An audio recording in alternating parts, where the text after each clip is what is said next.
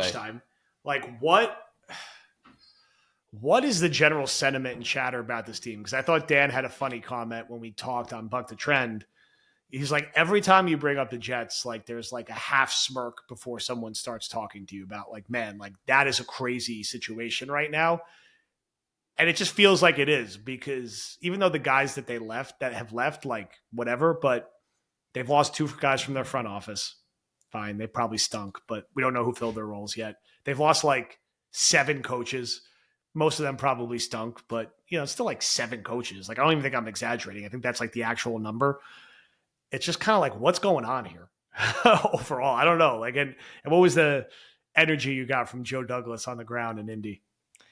I think, it's kind of what Dan said, where this team right now has just felt like a rudderless ship at times. And number one, this is Aaron Rodgers' franchise, right? And it's on Rodgers to kind of build back that goodwill and that faith from the fan base and the league.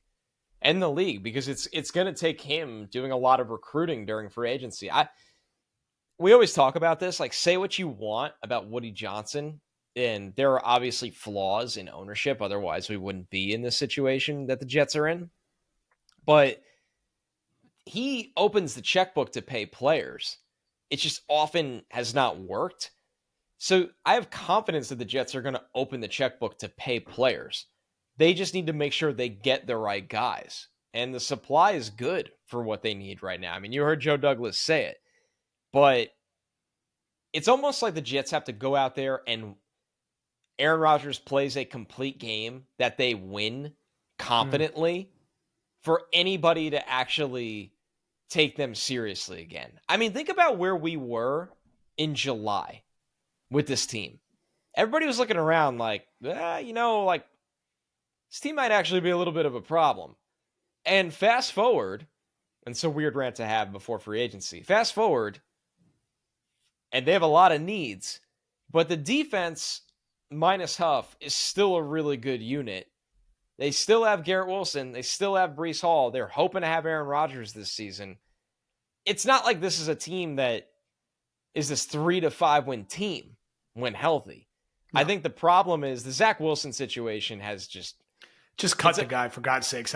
It's a black rain cloud over the team right now. Yeah. Like the fact that like when people are like, what is Zach going to get back? I'm like, besides the cap hit, nothing. And it's $5 million. Nothing of consequence. Nothing of consequence.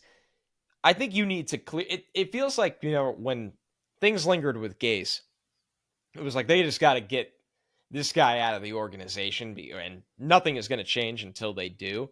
It feels a little bit like that with Zach Wilson. Fair or not, right? Fair or not. But that has been such a distraction for everyone and a disaster, and was such a bad move by this front office and everybody involved that you just got to, it's like what the Niners did with Trey Lance, although way worse, where you just got to move on and get this out of the way and really wipe the slate. This is Aaron Rodgers' team now, and now you need the pieces around him for him to compete now. Not building towards the future, not trying to get guys reps, none of that right now. So, yeah, I think the Jets are in a weird place. I'm curious what they can do in free agency, and the money always matters because, once again, they need to restore faith that they are not a joke or a team that, last year could not score any touchdowns at all, no matter what their defense did, no matter what Breece Hall did, no matter what Garrett Wilson did. And the good thing is Aaron Rodgers is the personality that can win that back pretty quickly. I think that's one positive I constantly heard, is that the Rodgers effect, wherever he is so strong. But there's no denying it. They have a ton of work to do. Yeah, I'm nervous. I'll say it. I'm nervous going into the league here because I, like everyone, was so excited about the potential of last year and really thought that team, especially after Breece Hall ripped off that running, like, oh my God, like Breece is an alien. He's going to be this good this year with Rodgers, and it being in the building was like, this is it. This feels right. And then it just goes away.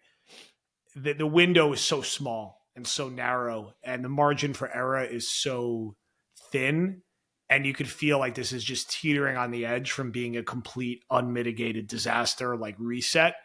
Yet there is a reasonable enough path where if they have a good enough offseason and a couple things break right or don't break for anyone on the team, they really could be good and entertaining in a way we haven't seen since 2015, but with more talent to get over the top. So they're a spectrum team, right? Like, yeah, this it's is a the reality. huge variance team. A huge variance, huge spectrum team. What people are afraid to say with the Jets, that we, of course, will say on this podcast, is there's a world where Aaron Rodgers, everybody betting against him, coming back from injury, the Jets spent all this money, the talent they have, they are very 2015-ish Jets, but better, where look out, right? Nobody really wants to get in their way.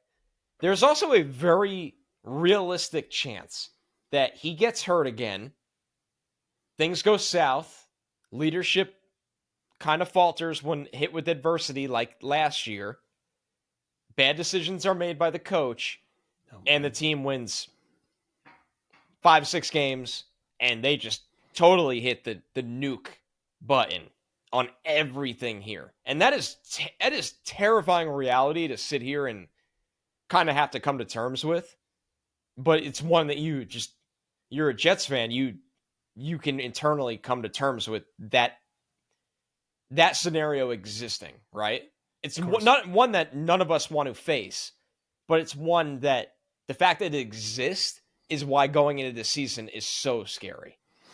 I don't want to be doing another podcast on a 6-9 team talking about next year. Even if it's fleeting, I'd like to be talking about a 10-5 team and potential playoff matchups. And we're going to get a feel for how serious this season could be over the next couple weeks, and then even more so over the NFL